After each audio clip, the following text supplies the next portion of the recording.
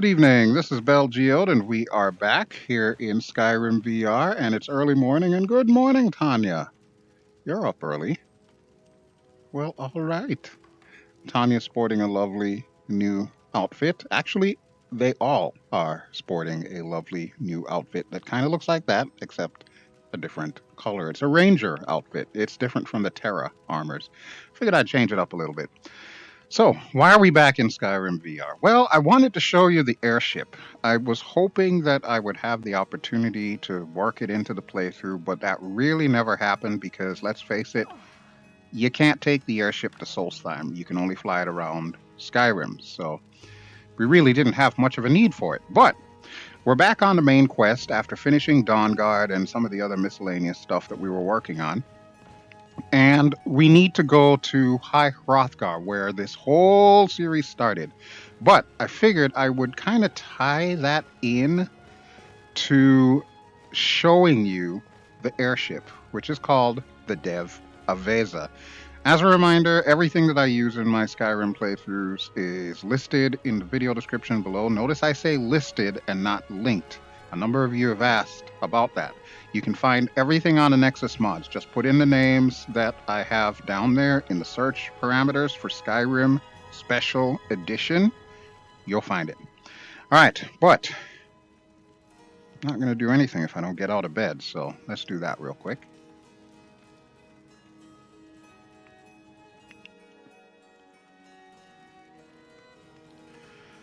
Good morning, my love. I hope you slept well. I know I did.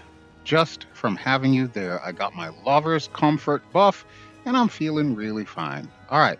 I think I still have your weapons from yesterday, so let me go ahead and give that to you. Can I help you? Yes, as a matter of fact, you may. Take your weapons. What do you want me to carry? Your weapons. All right, so this is everything that she has. I'm not going to clean her out this time. We were doing some dungeon work, as I like to call it. But she can hold on to all of that stuff. I just want to make sure she's got her axes back, her ebony axes, because they just look so badass with her purple outfit. All right. Let me know if you need anything. Oh, I will, my dear. I will. All right, let's gather up the other girls, and we are going to head to the airship. So let's see who's upstairs. Lydia. Good morning, Lydia. Just going to walk right past me, huh? I said good morning. Long life to you, Thane. Long life to you too, Lydia. What are you doing? They're empty. Good to see you. It's good to see you. Okay, Lydia, you're making this awkward. I gotta go. Whew. Yeah, I changed her clothes as well. Anybody in here? Ghita! Hi. What are you doing? That's my job. Follow me, please. Okay. Well, I guess I gotta do it this way then. Follow. All right, that's two. Two more to go. You may be asking why two? Well, I'm sure you saw the last episode where we created this lovely beauty, Ginger LaFontaine. Ginger, I need you to come with me, please. Follow. All right, and Allie, where is Allie? Oh, I should have figured she was in the kitchen. Allie does love to cook. Hi, Allie. I need you to follow me as well. That means now, Allie. Don't look at me like that. Sheesh. Okay, well, before this episode gets really long, let's go outside. I should probably save before I do anything else because it is Skyrim and sometimes weird things happen when you play Skyrim. So it's always good to save a lot. And you will notice Ghita is wearing green. Now she actually has an enchantment on her armor that allows her to breathe underwater. So while I'm walking on water, she can now swim underwater without ever having to surface. I couldn't put it on the others because I needed other enchantments for the others. So yeah, that's not happening. Allie, what are you looking at up there? Is a mannequin moving again? Ugh, crazy ass mannequin. All right, save. There we go. Okay, now I am going to show you the Dev Aveza. All right, another beautiful Skyrim morning. There's our carriage driver who never moves. He's always there. Lydia should probably be coming out soon. And this, my friends, is the Dev Aveza. Look at this magnificent thing. Yeah, that's right. It's an airship, a la steampunk design. I'm trying to look all the way up here. I'm like hitting my head against the headrest on my new office chair. Oh man, incredible. And look there's even a dragon on the prow.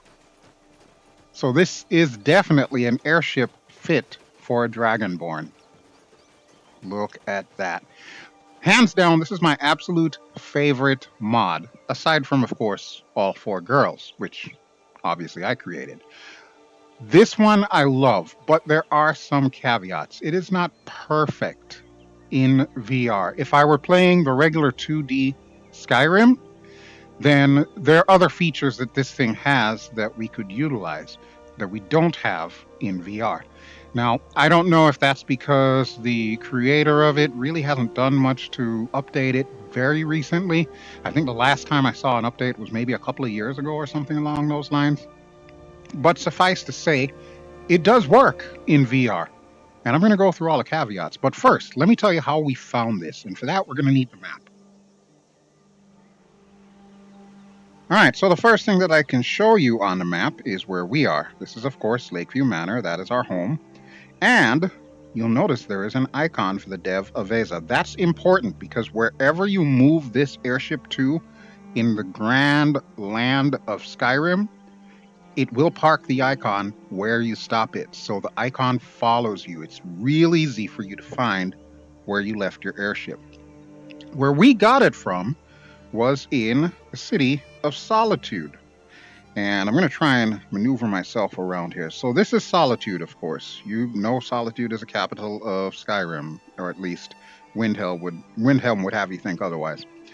But there's also the Blue Palace, and behind the Blue Palace, not connected to the city, is a tall tower that is manned by Thalmor. You know, those high elves that are very arrogant and evil, and everybody just loves to kill them because they're absolutely useless in the game.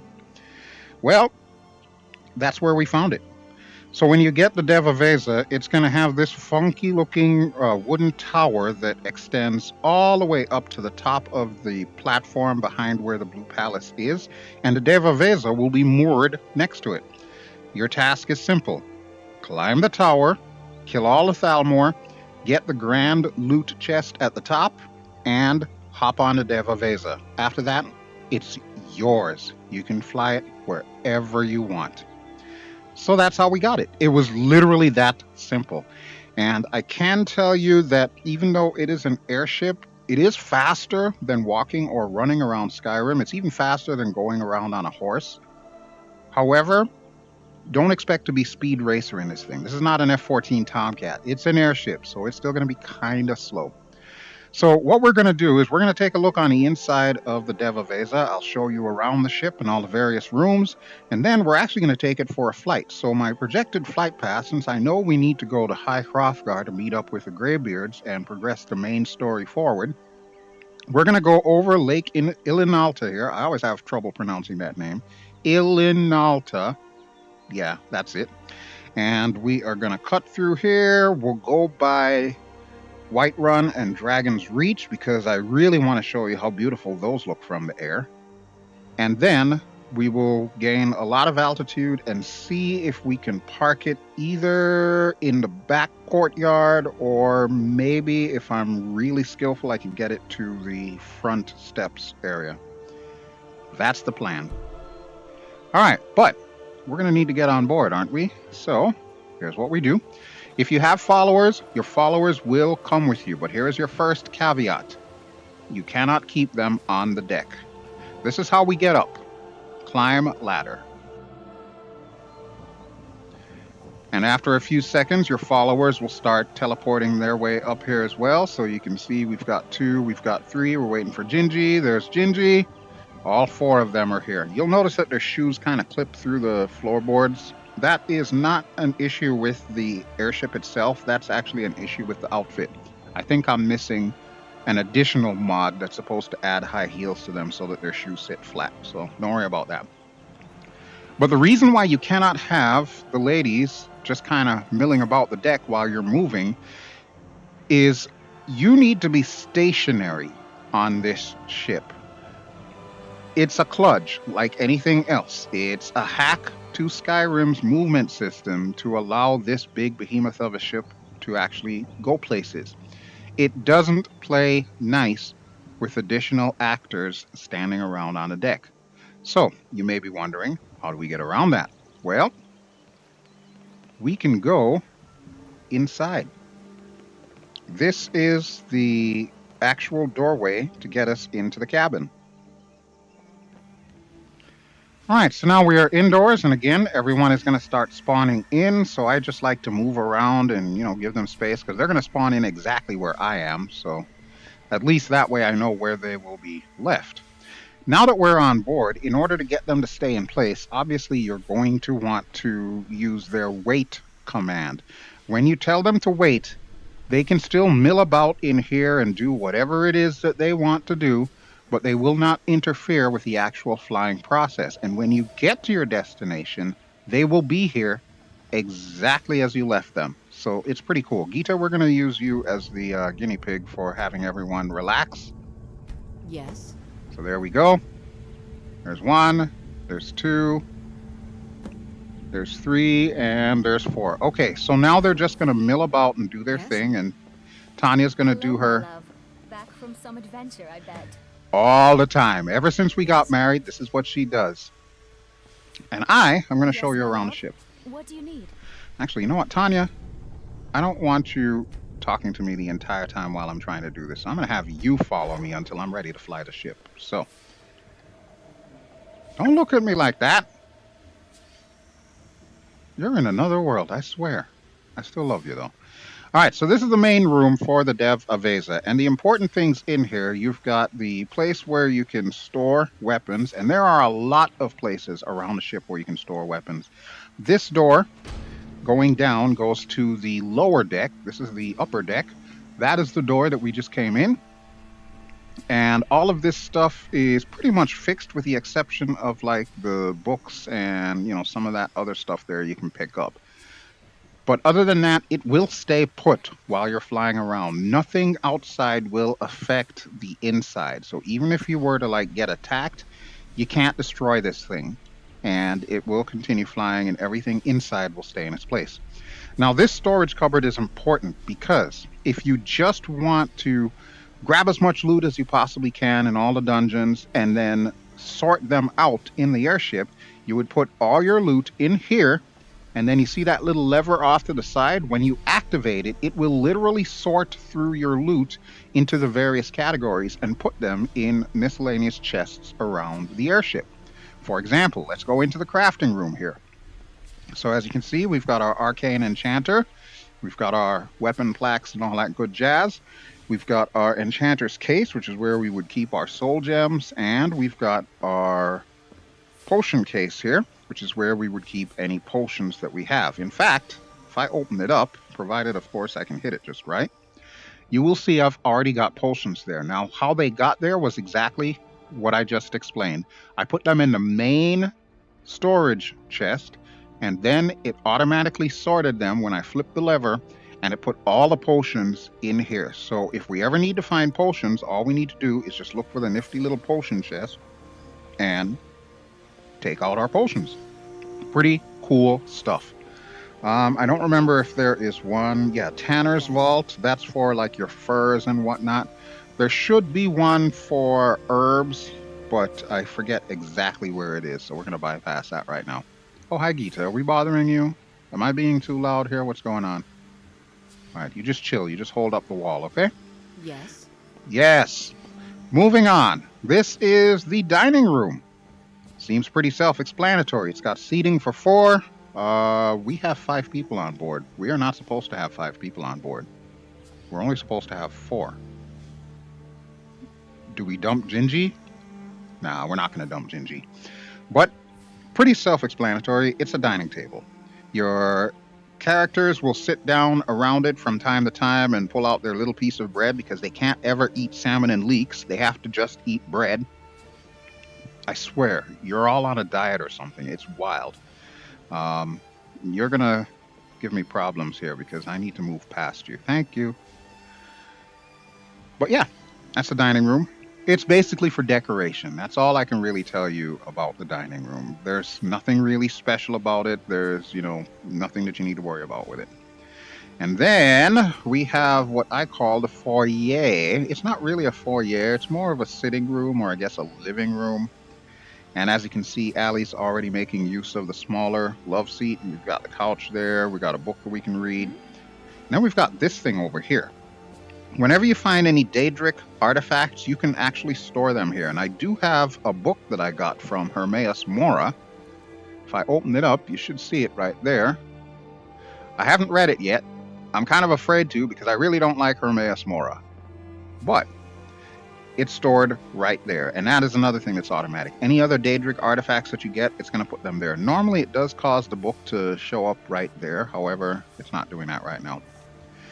And then, as we continue going to the forward part of the ship, we've got the master room, or the captain's suite. I did confirm Tannia, as my wifey, will in fact sleep in the bed. She usually sleeps on the left side, and then of course I would sleep on the right. Got his and her cabinets, which aren't really his and her cabinets if you've got the sorting feature enabled with the airship. So it's going to put clothes in either of the cabinets, and it's really random as to what it decides to put where. Jewelry box, of course, if we open that up, you can imagine jewelry. Pretty straightforward stuff. There's no rocket science here on the Dev Aveza. We try to keep things organized. Now, if you don't want the auto sort feature, you can disable that, but then you have to remember not to put anything in there because they'll just be sitting in there forever. They're not going to get sorted to all the various places. Look at Allie in there. She's tanning some kind of hide. She doesn't even have a knife in her inventory. She is something else. All right, so now we're in the stern of the ship, and these two rooms are really cool. This is the captain's office. Tannia, do me a favor, please. I need you to wait right there.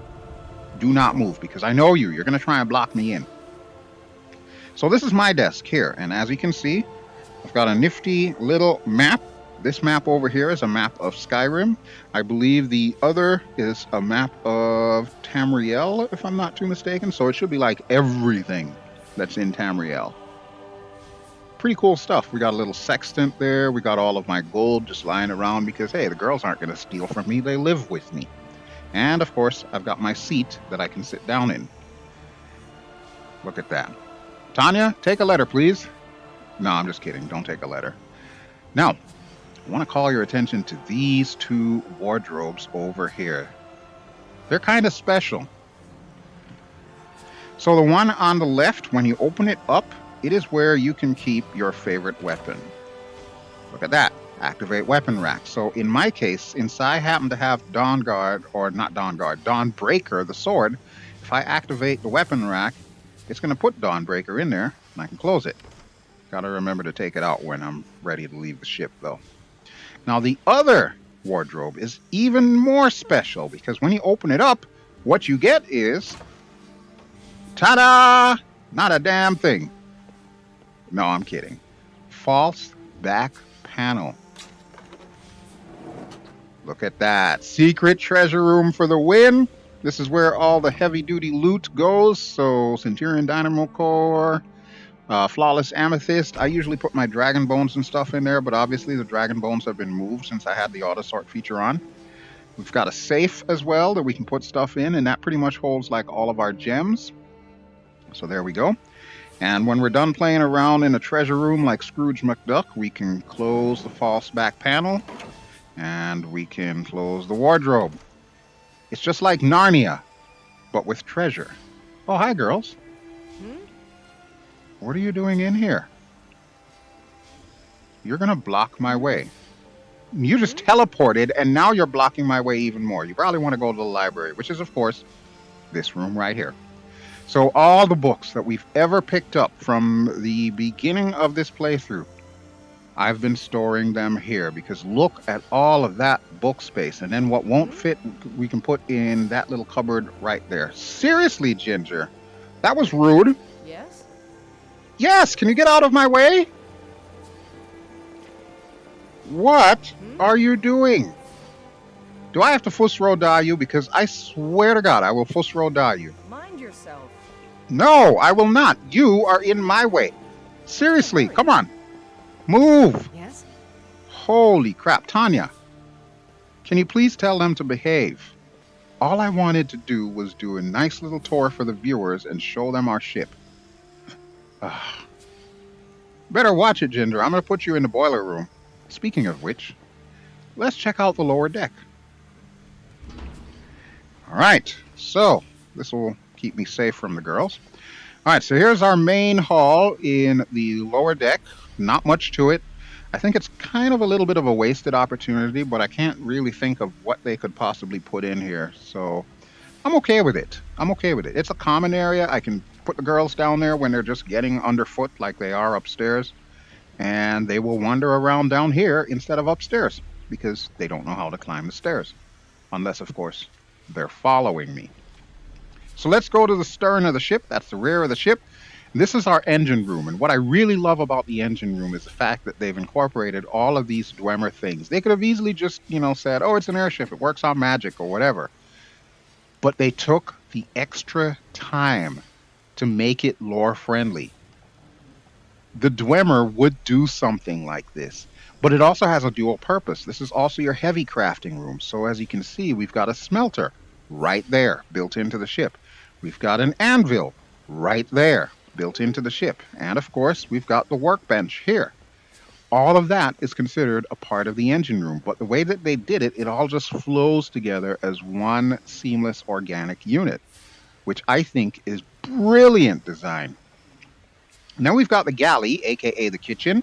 So this is our cooking pot here, and I believe some of these containers here will allow you to store food products and whatnot. Yeah, firebrand, wine case, mead case, so on and so forth. So again, this is all stuff that would get sorted as you put it in that main storage chest that I showed you above, and it will end up down here. So at any point in time, if you have like your companions down here, one of them will eventually get up here and start moving a cooking pot. Usually it's Allie. She seems to like cooking the most. As we go to the forward part of the ship, we are now in the armory. So you can see we've got our little grindstone right there. And we've got places where we can mount all the various weapons. And you're going to notice some treasure chests above that. That is the sorting boxes for the weapons and armor. So we've got the weapon chest, we've got the shields, we've got light armor, and we've got heavy armor right there. So again, the auto sort feature will do that for you. That's a nice little space. You can keep all of your various weapons there. Like sometimes I'll put the girls' weapons there when I want to just run around unarmed and so on with the girls. It doesn't happen often though. And then off to the starboard side, we have the bathroom. Yeah, I'm telling you, they thought of everything with this thing. The only downside is I can't actually get into the tub. It's just physically not possible. Aside from which, this roof is so low that if I jump, yeah, my head hits the ceiling. So I can't get in the tub. It's just there for looks, but the fact that they even put water in there is really cool. These, of course, are toilets. Yep, I'm not even making this up. And the best part about this, one time when I was flying around the Dev Aveza, I stopped and I came down here looking for Allie. She was actually sitting on the toilet. Your companions will do an animation that allows them to sit on the toilet. It's not that immersive. They don't take off their clothes.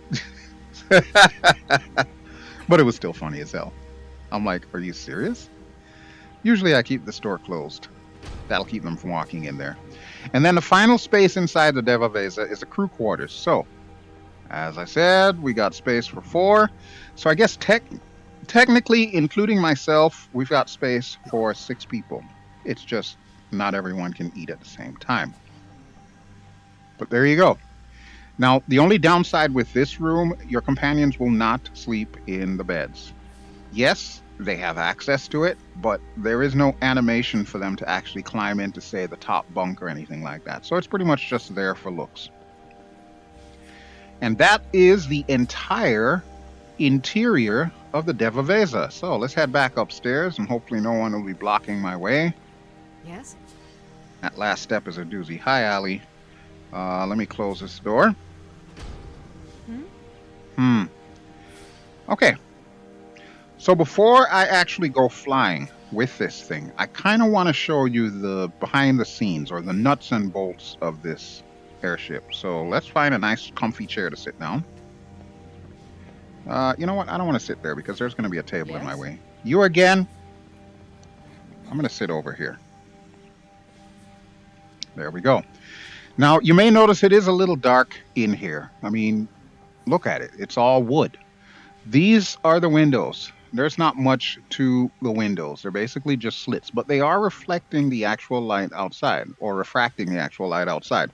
So if it's daytime, it will look bright. If it's nighttime, it will look dark. The only catch with this airship is there's something kind of funky about the lighting at night where even with these candles in there and of course the little blue Dwemer lights that you may have seen all around the airship, it still gets kind of dark in here. And that's a little disappointing, but you learn to live with it, I guess. Just make sure you travel in the daytime. All right, what I want to show you is the actual mod menu for the Dev Aveza. So we're going to go to mod configuration, and here it is. So this is what it looks like. Airship Dev Aveza. That is what you're going to be looking for on the Nexus mods. And there are three basic categories that you can go into. We're going to go into the main configuration first. Now, this is basically the nuts and bolts of the ship. So I'm going to go through everything for you really quick here. First thing, attach to ship. This is a must. You'll notice that I actually have it check marked. This is a must if you are in VR. If you are not in VR, you can set it to player movable on deck, which is the opposite to being attached to the ship. But if you're in VR, do not set it to player movable on deck. Always set it to attach to ship. Trust me on this one, it'll make your life a lot easier. Camera toggle in VR does not work, but in 2D, what it'll do is it will move from your regular Skyrim first person mode to an extended third person mode way behind the airship so that you can see the entire airship on your screen, and it just kind of makes it easy for you to check out the scenery around you and to navigate while flying. Since we're stuck in first person mode, it's not going to matter, but since where they put us on a top deck is pretty much centrally located, we can get a pretty good bird's eye view of everything around us anyway.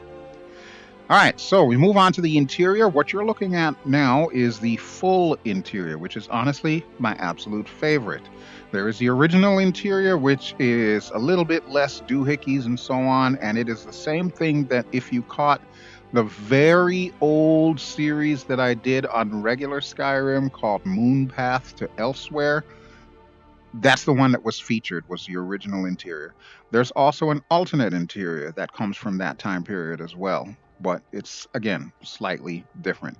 Just know you're going to want full interior because full is the best. It's got all the bells and whistles. Now the exterior. So we're currently rocking the dark wood. So you can see it kind of looks like a little teak wood or maybe mahogany. There's the dwarf light that I was telling you about, the Dwemer lighting. But you have options. You also have original, which is a light tan color wood. So I'm trying to think of a really light wood. Pine, perhaps, I guess. If you varnished pine or something like that, that would basically be what the light color looks like. Now, the armed is in alpha. I have tried it. It is a little buggy. I don't recommend using it. But what it does is it creates large brass cannons, similar to the metal that's in the engine room when we saw all the various Dwemer parts back there, except they actually fashioned a 3D object cannon that does, in fact, shoot cannonballs off the side. And you can have your companions and whatnot man them. It's still buggy.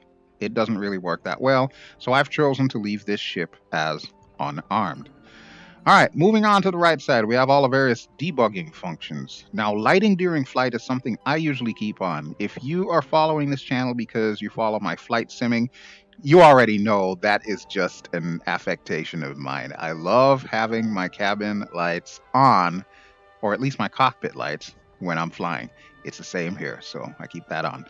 It really doesn't give you that much better script performance with the lighting off, even though it does say at the bottom that it would. In VR, you really don't notice a difference.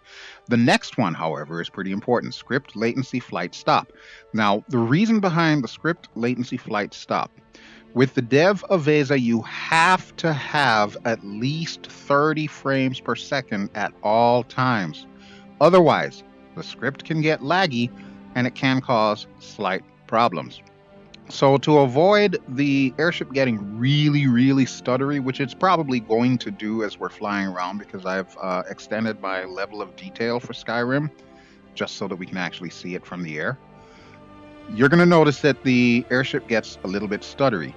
If that continues for an extended period, this option here, when activated, will automatically stop the ship so that nothing bad happens. Me, I like to live on the edge.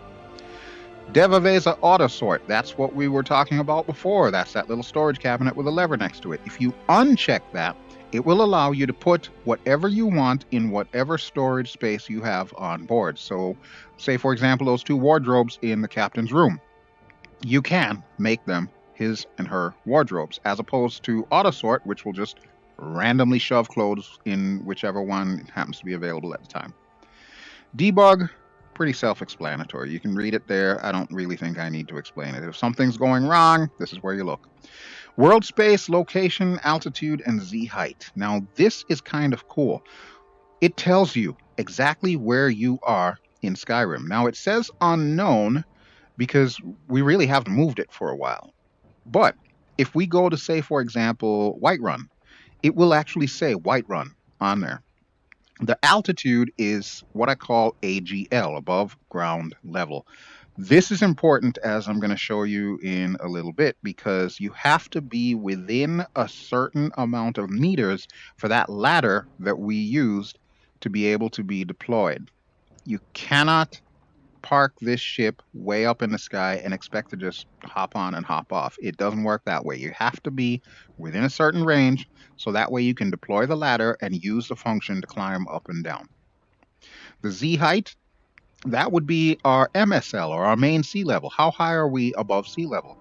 Well, it just so happens that we're in an elevated area of Skyrim, so we are at about 3,537. It doesn't say meters, but I'm assuming it means meters. Either way, that's what? Almost 9,000 feet? Or 8,000 feet? Whew, seems a little high, doesn't it? Reset. Self explanatory. Do I really need to state it?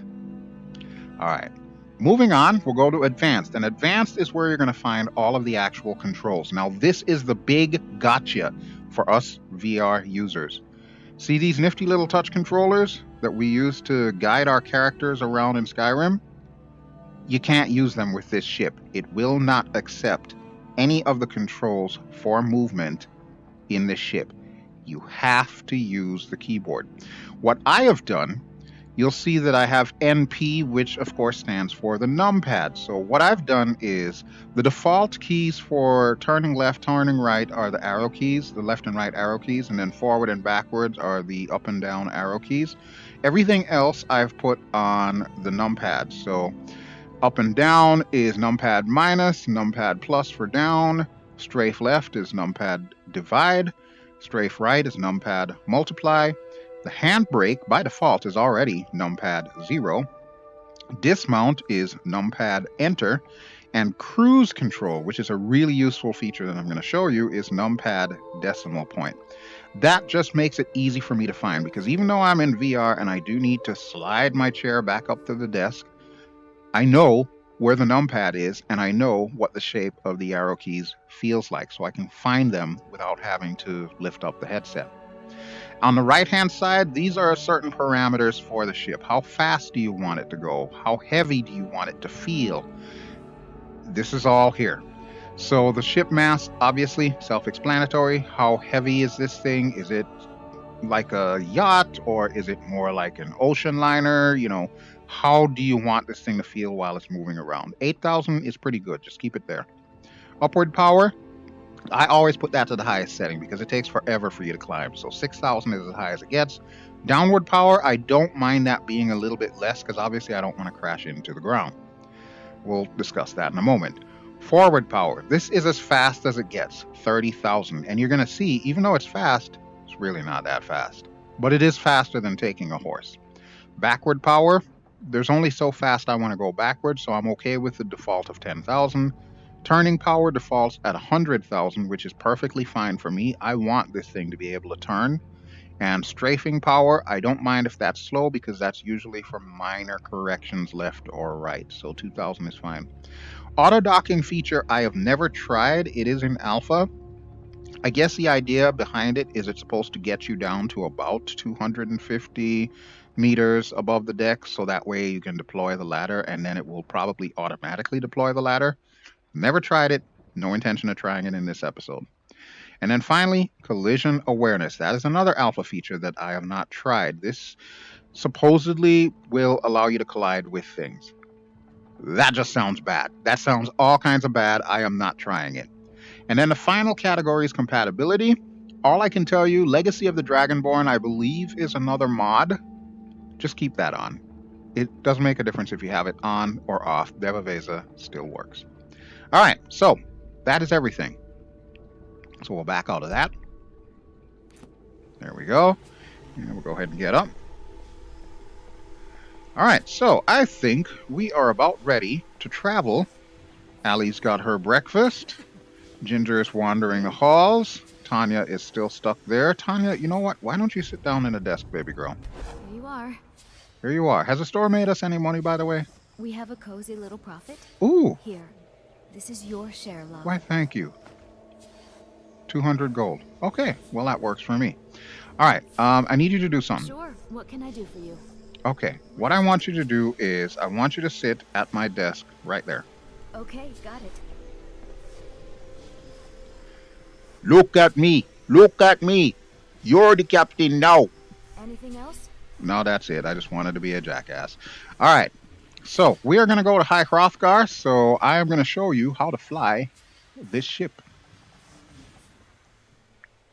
Okay, so the first thing I'm going to tell you is you see where it put me, right? This is important because this is the default start location whenever you get on the deck. It is also important because once you actually take control of the ship and start flying it around, this is where you're going to be flying it from. Actually, a little bit forward, like right there, is where you're going to be flying it from. As you can see, the ship is pretty wide, so you really don't have the option of, going to the edge and seeing what's below you there. So you got to kind of feel it out.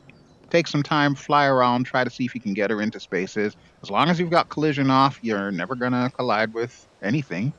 So that'll at least give you the opportunity to move around and, try to place a ship in places where it might make it easier for you to get to wherever you're going to.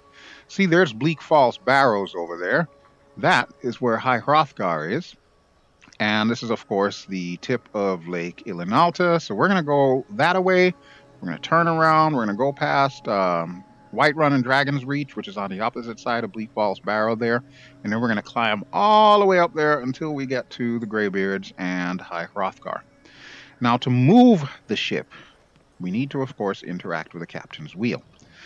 Just so you're aware, when I click activate Dev Aveza, the screen is going to go black twice. That happens in VR to basically mount you onto the ship, so it links you into that position that I just told you about. And then the second time, it actually activates a script to allow for you to move it. So before I do anything, what I will need to do is I'm actually scooching my chair forward to the desk in preparation for hitting the arrow keys and the number pad keys. So let me make sure that I'm in position here. Sometimes I'll put my feet on the pedals because obviously rudder pedals aren't controlling the ship, but it kind of puts me in the mood. All right. Now, as far as the touch controllers go, I'm not sure what to tell you on that one. So typically what I will do is I will just hang my touch controllers off the arm of the chair that I'm sitting in. So the left one we can put down now. The right one is what we need to activate. So we'll put that there. And we'll go activate Dev Aveza. And remember, the screen's going to go black twice. There's one. There's two. And if we look up there, you'll see it says Dev Aveza is now ready. So it is official. And I'm going to hang my other touch controller over here.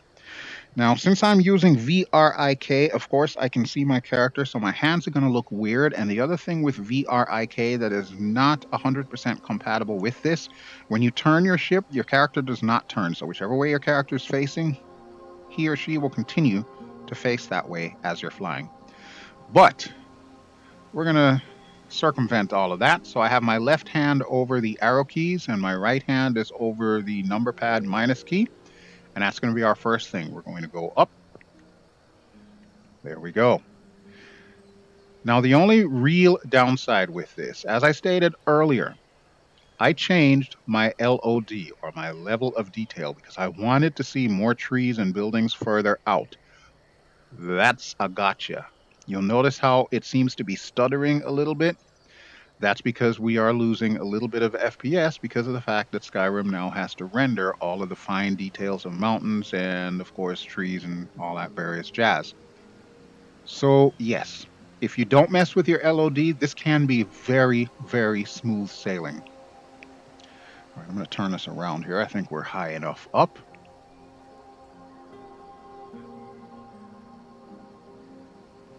So there is Ilinalta's Deep, which we actually just finished that dungeon not long ago so that we could get Azura's Star.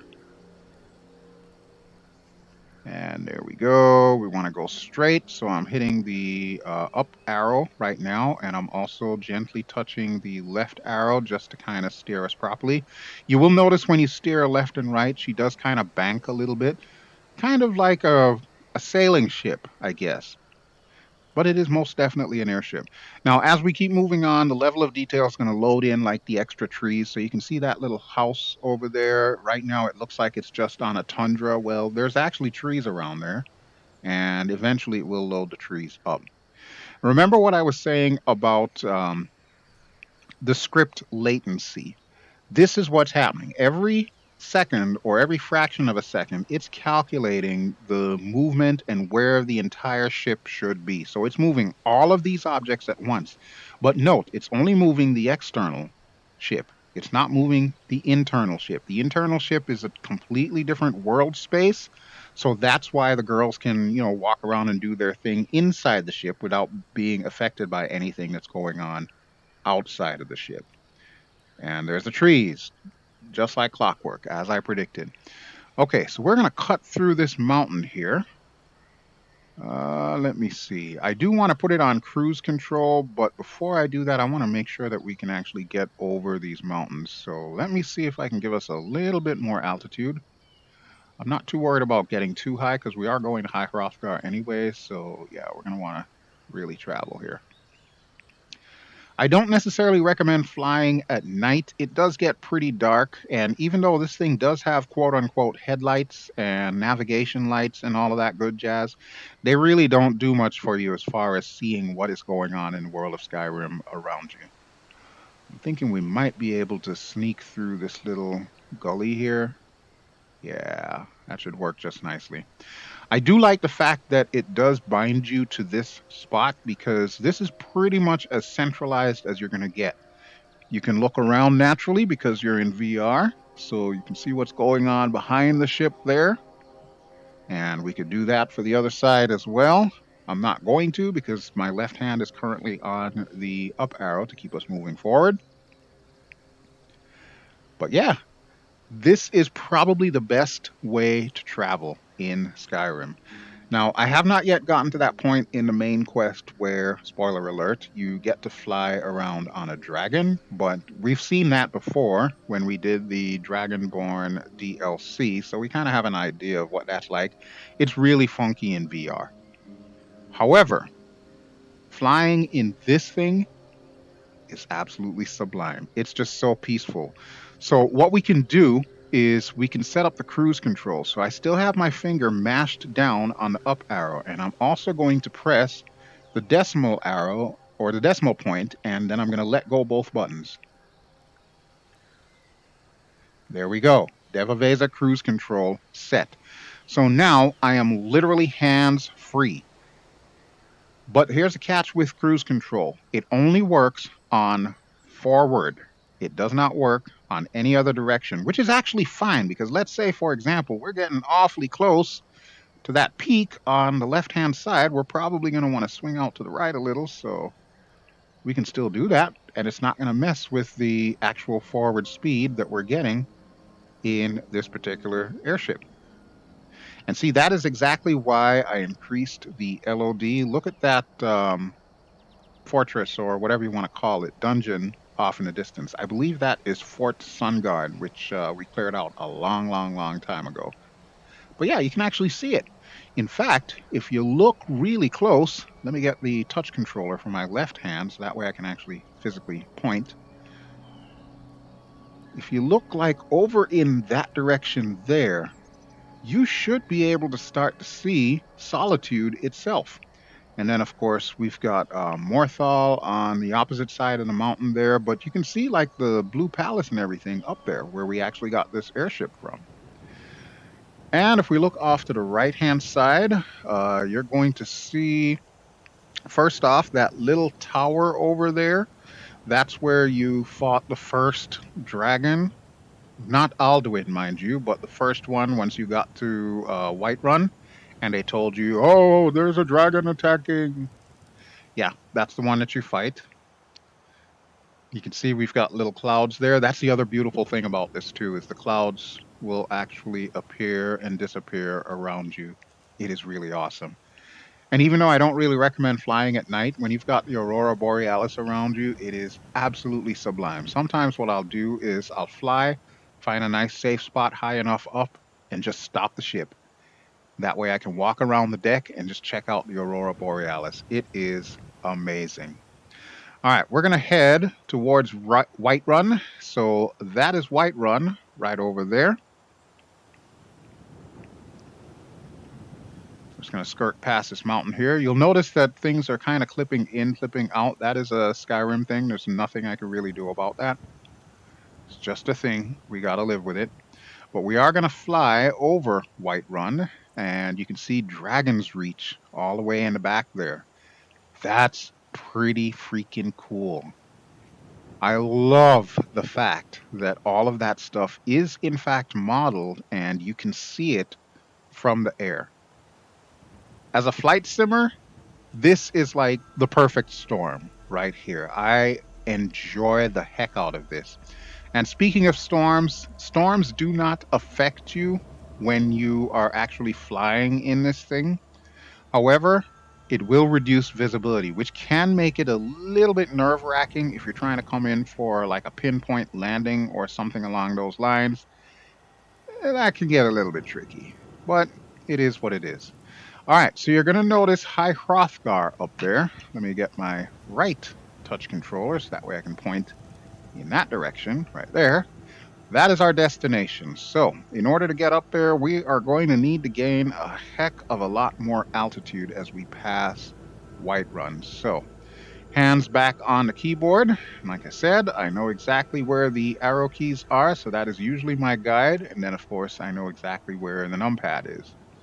So we're going to point ourselves this way, just to the right of Whiterun. And we're going to start gaining some altitude here.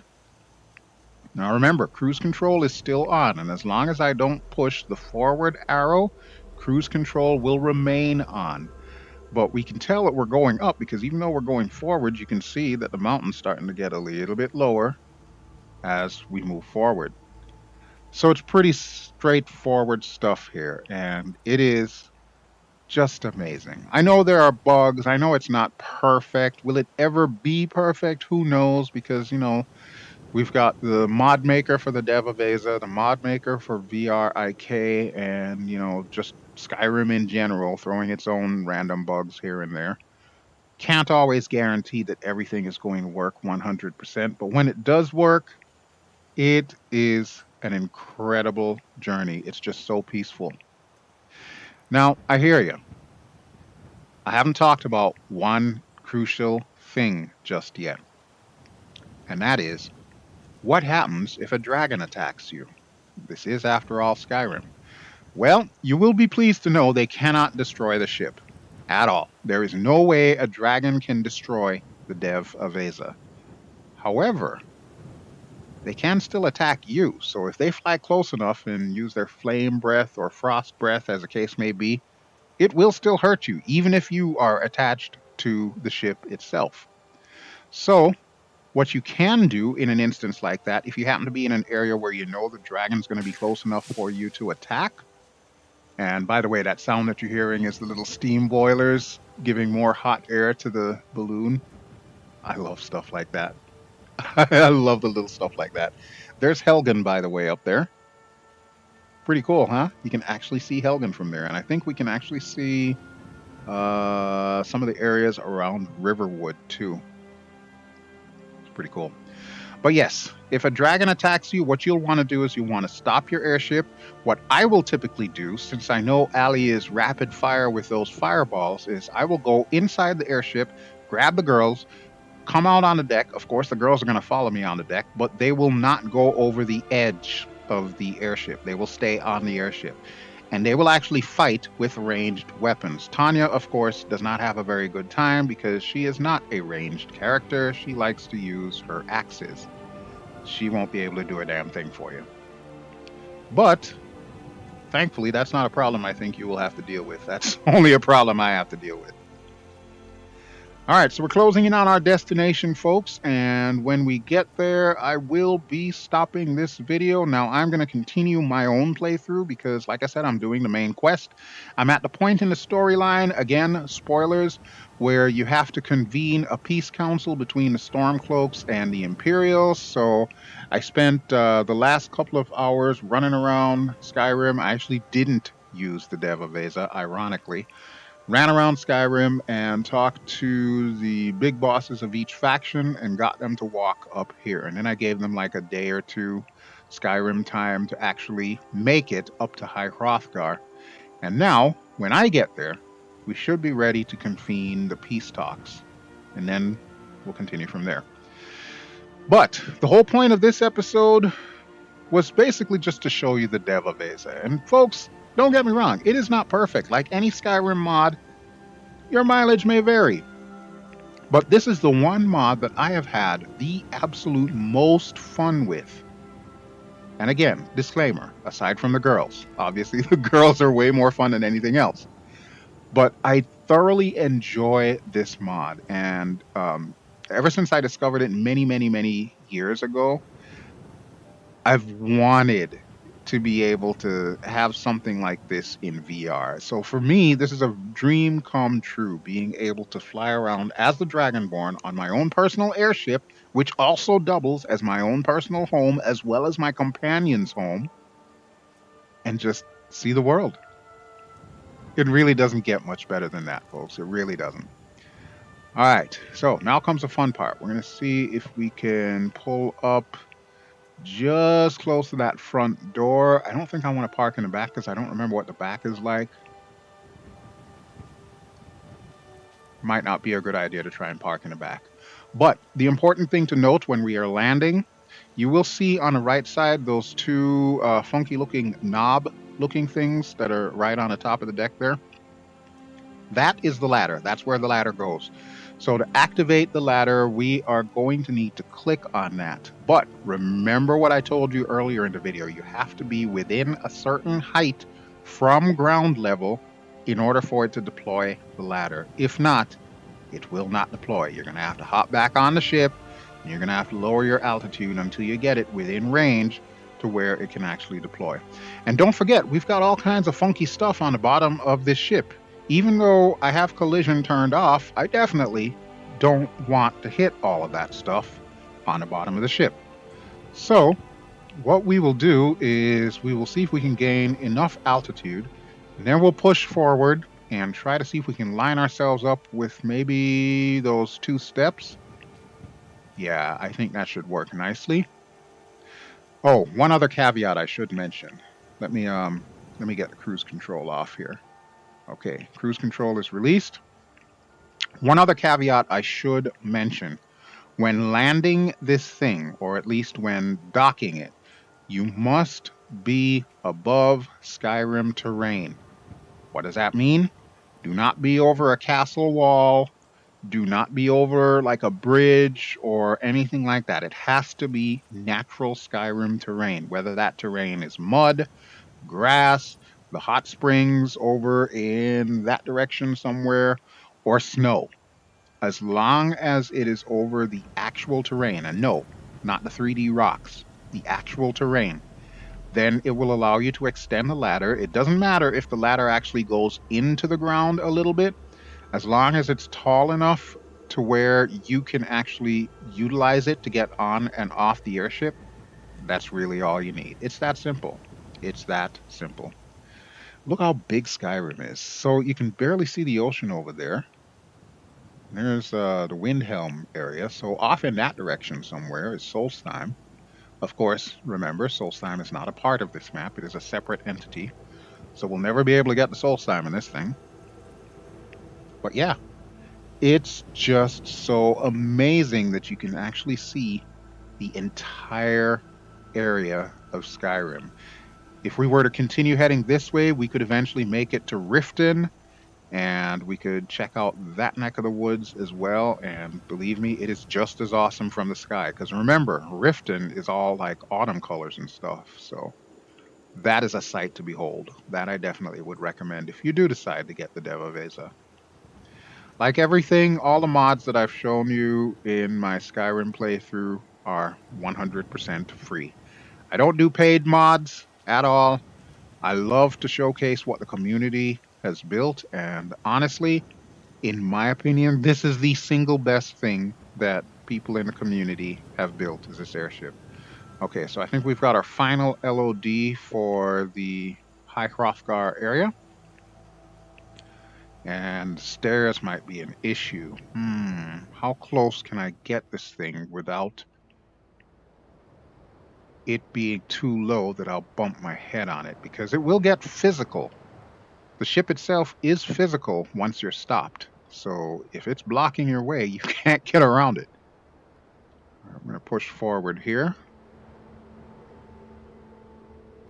And I want to see if I can strafe to the right. Usually, if you judge by where those sails are, that will give you a pretty good indicator as to how close you are.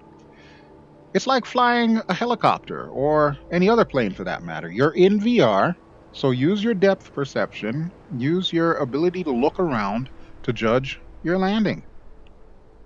And that is why I wanted to make this the final Skyrim episode, because it kind of ties in with the whole flight simulation thing. This is how we end Skyrim, at least as far as a YouTube VR series goes, to show you that you can flight sim in Skyrim. All right, let's see how I did. So I'm going to press numpad 0 in order to come to a full stop. That will stop any and all drifting and movement that you're doing. And then we will hit numpad enter, stopping ship. So you see how I just sank down? I was actually floating a little bit over the deck. The sound of the bells indicates that the script is off, so you are free to move about the cabin, or in this case, the deck. And let's see how well I did there. Kind of hard to see. Let me jump up here. Okay, looks like we're right over the steps. Now, here comes the fun part. Activate ladder. Checking elevation. Ladder won't reach. So what does that mean? It means I'm too high up. I need to come down. All right, not a problem. See, this is where I need a crew chief or at least an LSO or somebody on the ground telling me, you're lined up left. Power, power. Wave off, wave off, wave off. Because that's exactly what they do to me all the time. Of course, it could be that I just suck when it comes to carrier traps. All right, I'm going to swing a little to the right, so we're strafing just a touch right. And we're going to bring her down. Okay, right there should be good. And we will try that. I want to be somewhat over the steps, but not too far to the right. So swing a little bit more to the left. And we're going to try that. So we'll come to a stop. Stopping ship. Now, before I get the girls, what I will typically do is I will activate the ladder, make sure that the ladder will work. So checking elevation, and what's the verdict? Deploying ladder. Here comes the fun part. Am I going to end up inside of a rock? The answer is no. Look at that. That is a perfect landing. So look at our airship, folks. That is just awesome. You can see the ladder goes into the ground a little bit, so I actually did have a little bit more play in my altitude that I could have given it. But other than that, that works. That is a picture-perfect landing right there. So now I can just walk into High Hrothgar and be like, we're here. Let's negotiate peace for the sake of all Skyrim. But before I do that, I should probably get the girls, huh? All right, so to get the girls, we will simply go in here. Yes? Yes, Ginger. Yes? Just the woman I needed. Allie, just the woman I needed. Ginger doesn't want to talk to me, but you, my dear. No, don't go anywhere. You are a captive audience. I am using you to call all the others. There we go. You notice their little quest markers go away, which indicates that they are all following us, which is great. And now we'll all go outside. And as you can see, the weather is starting to change, and as before, everyone will teleport their way up here. It takes a few seconds for them, so I usually try to run around since I have multiple followers and not just one, and I have to wait for all 4 of them to actually make it to the deck. So there we go. Ginger's here, which means everyone's here, and same thing's going to happen when we activate the ladder. So there we go. You'll see Ghita's already down, so we're waiting for the others. There's 3, and Ginger makes 4. I love these outfits. These are like the best outfits that I've ever gotten. It will, of course, be listed in the video description below, and maybe I'll even put it in a little pop-up commentary that you're seeing at the bottom of the video there. But they look like an all-girl band, don't they? An all-girl band with weapons. We're gonna call them the Redheads. Or maybe we'll name the band Ginger Snap. Yeah, I like that. I like that. I love my girls. All right, so this is it, folks. And just like the very first episode that started it all, this is where we are going to end it all. And I promise this time it is for good. I say that, but you never know. I might come back and play some more Skyrim VR because I can't get enough of this. But there is the Dev Aveza. And ladies, if you could, I'm going to kind of need you all to be up here so I can get some kind of really cool title shot. Ghita, obviously I'm going to need to like move you all What can around I do here. for you, friend? You can come up here. What is it? Oh, don't sound so excited. Stand over there, please. Okay, got it. Thank you. Is that all? That's all. All right, Allie, same for you. What's on your mind? All of this just to take a picture. Sure. That's it. What can I do for you? All right, I need you to come up here.